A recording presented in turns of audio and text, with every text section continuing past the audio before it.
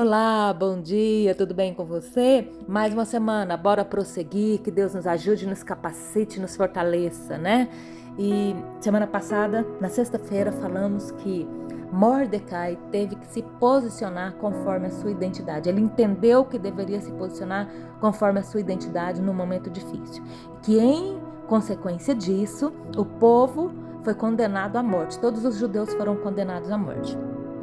E aí falamos que em alguns momentos da vida, momentos difíceis, nós teremos que correr o risco e nos posicionar conforme a nossa identidade, né? A gente falou que é exatamente isso, que às vezes a nossa decisão vai impactar pessoas à nossa volta, mas nós precisamos estar preparados para esses momentos. Agora, aqui no capítulo 4 de Esther, nós vamos ver que Mordecai então informou Esther. Ela ficou sabendo do seu pranto, ele informou o que estava acontecendo, mandou para ela uma cópia do edito e falou para ela implorar então a misericórdia do rei.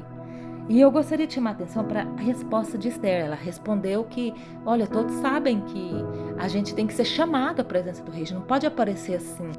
E eu no último mês não fui chamada. Se eu aparecer sem ser chamada, eu posso morrer.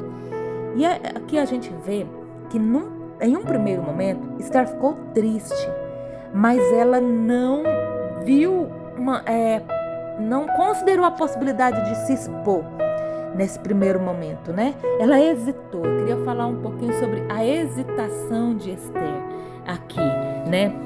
Não que esteja criticando, mas comparando com as nossas vidas. Por um momento, Esther viu o problema. Por um momento, ela viu o perigo. Mas ela não conseguiu pensar numa solução e pensar na possibilidade de se expor. E isso acontece conosco também. Às vezes a gente sabe que está correndo risco na nossa vida espiritual, né? Sabe que estamos numa situação delicada, que nossa identidade como cristãos às vezes está sendo julgada, sendo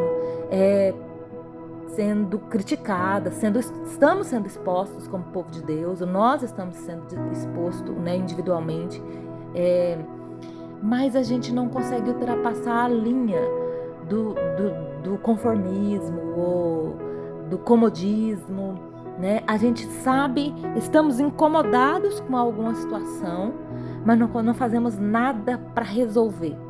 Não tomamos uma atitude para resolver. Às vezes a gente convive muito bem com o problema por anos, mas não tomamos atitude. Às vezes a gente relaciona com uma dor de alguma situação, mas não nos prostramos diante de Deus.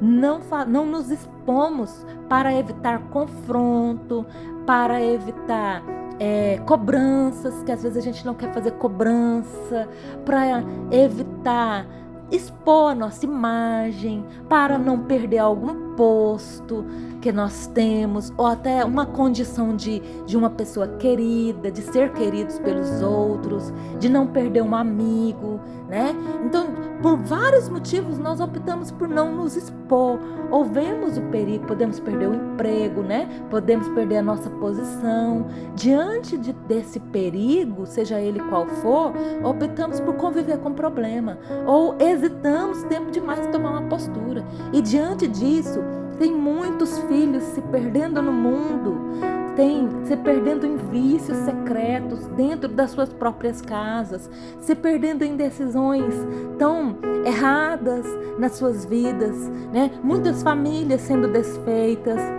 Enquanto isso, o nome de Deus tem sido ridicularizado por falta de postura, por falta de posicionamento dos servos de Deus, porque às vezes achamos que nós sozinhos não conseguimos fazer nada, né?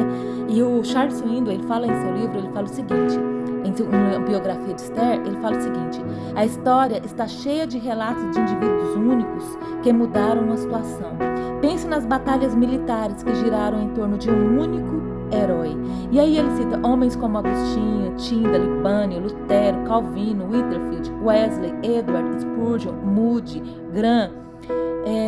Todos estes, né, foram lutaram batalhas solitárias e foram úteis e mudaram gerações e mudaram a sua época, mas lutaram, travaram batalhas solitárias. E o que eu quero dizer para você é que não fique parado. Ore, prostre-se diante de Deus, jejue hoje, amanhã, ore todos os dias, intensifique, ore de manhã, ore à tarde, ore à noite, mas clame, peça a Deus. Lá na frente, nós vamos ver que foi assim que Esther conseguiu a solução. Essa foi o método de Esther. Foi Deus que deu a solução para ela. É Deus que nos dá a solução. E nós podemos até ser solitários, estarmos só numa batalha, mas nós somos servos de Deus e temos um Deus que é poderoso e Ele quer nos usar. Se você vê o problema, a solução dele está nas suas mãos. Busque em Deus estratégia. Foi Joquebede que ajudou Moisés, foi da mente dela, né, através de Deus, que teve uma solução para sua família, que ela salvou seu filho. Vemos aí na história da Bíblia o livramento que veio pelas mãos de uma única pessoa, inclusive Jesus, que nos deu a salvação. E eu quero dizer para você, saia do conformismo, saia do comodismo, faça mais do que você tem feito. Busque em Deus a solução para o risco que os seus estão correndo, que você está correndo, para o problema que você vê diante de você. A solução está nas suas mãos e Deus quer te dar a vitória. Ele quer te capacitar para usar grandemente a sua vida. Que Deus te abençoe.